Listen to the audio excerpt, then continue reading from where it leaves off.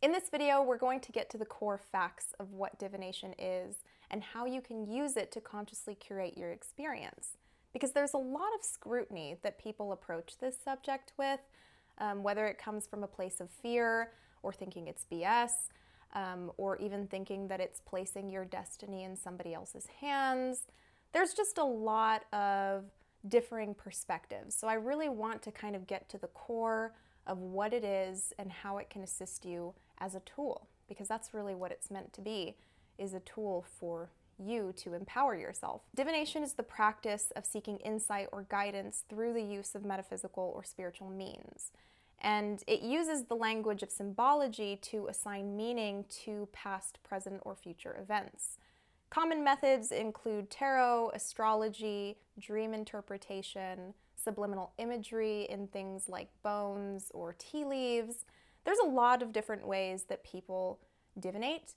I don't even know if that's a word, divinate. There's a lot of ways that people practice divination, and traditionally, divination can assist in uncovering hidden truths, receiving guidance in areas where one feels confused, or even forecasting probable future events. Now, I want to explicitly place emphasis on the fact that everything boils down to probability at the end of the day. We live in a universe of numbers, okay? The building blocks of reality are based on ones and zeros, meaning that circumstances play out in an if-then sequence, very similar to computer code. Predictions are simply suggesting the most probable outcome dependent on the thoughts, beliefs, and actions of the recipient in the moment of receiving the prediction. All readings, no matter the medium used, are simply mirrors for your energy, intuition, and subconscious mind. They can also be used to gain clarity into situations so that you have a better understanding of what you want to manifest and make choices accordingly. The tarot is primarily based on the cycle of life themes known as the hero's journey. So like if you took the major arcana and put it in a circle from 0 to 21, this is the hero's journey. And if you don't know what the hero's journey is, look into Joseph Campbell.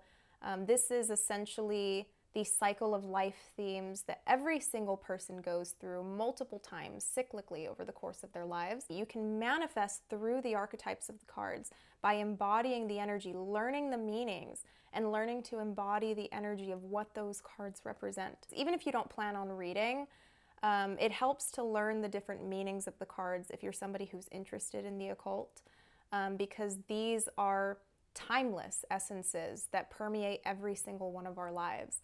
And that's why these readings are so resonant to different people across the board, because these themes are something that connects us. These themes are things that we all collectively experience in our own unique way. So rather than using the cards as a strictly predictive tool, they can be a tool to set your intentions and inspire real-world action. Energy is fluid, meaning predictions are also fluid and they can change. We are actively creating our reality in every moment. So in some ways, I can understand how predictions are seen as putting your destiny in somebody else's hands, but that's really only the case if you attach to the events foretold by the reader and remain passive in creating a different outcome. It's really just there to highlight certain things and bring them up in your awareness so that you can make decisions accordingly.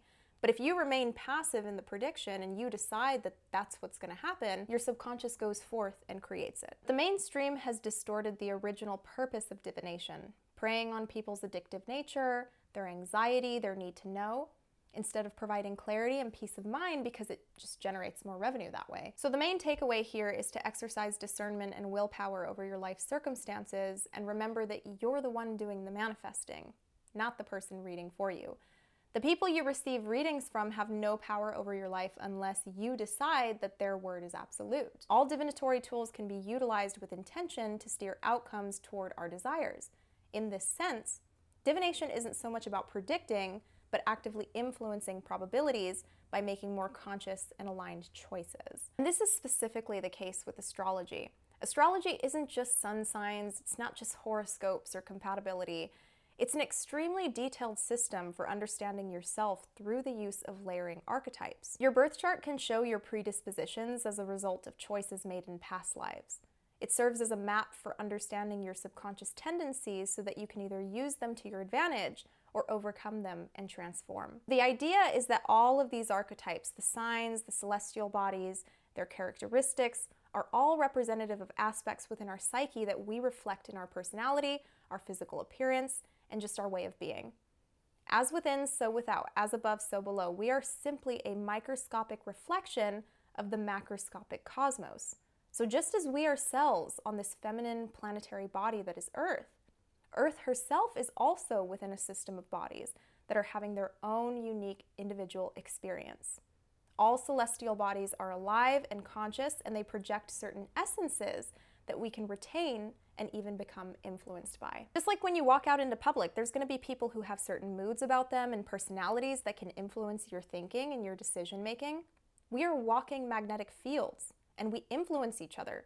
If our magnetism can pull on one another, you really mean to tell me that the unfathomable gravitational hold of the celestial bodies isn't at least somewhat pulling on the brain matter in your head? I think a lot of the astrology hate comes from people who kind of give it a bad rep. The mainstream has a habit of inverting all things sacred, and pop astrology is just a reflection of that. People who generalize based on sun sign, who lump people into groups and don't allow any wiggle room for individuality, because they've already decided that you're a Virgo, baby. You're a piece of shit. Okay, I'm just playing in on the Virgo hate because everybody's always bitching about Virgos online. There's not really a zodiac sign that I can say that I hate exclusively. They're all equally amazing and awful in their own ways.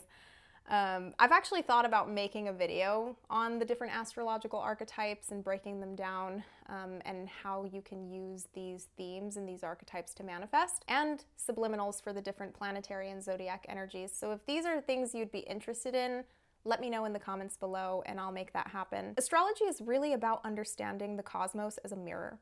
This is where it can be used for transformation and manifestation.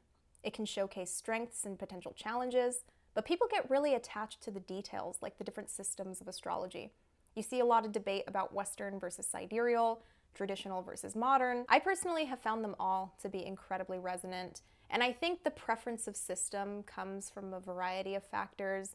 Things like previous incarnations, personal interests, cultural backgrounds can all influence whether or not a person resonates with a certain system over another. However, to say one is better than the other is kind of flawed, because at the end of the day, belief and willpower trumps all. The wise man rules over his stars, and the fool is ruled by them. So that's something that's important to remember when approaching the subject of astrology. It's not meant to be a religion. It's not meant to be dogmatic, and I think there are a lot of people who make it so, and that is really an ego trap in and of itself. Ultimately, your entire reality is a reflection of your subconscious. So really anything can be divinatory. When your third eye is open, the confirmation is everywhere. In the perfectly timed breeze, in that song on the radio whose lyrics are oddly specific to what you're going through, in the resonant words overheard in a conversation. All you've got to do is quiet yourself and listen. Thank you so much for joining me today. There is so much debate around this subject, so I just wanted to add my 2 cents and suggest that not everything has to be black and white.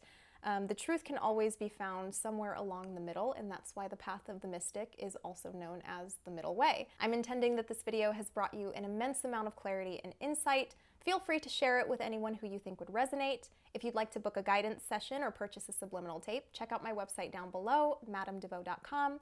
But otherwise, I am so endlessly appreciative for every single one of you. Have a wonderful rest of your week. Bye-bye.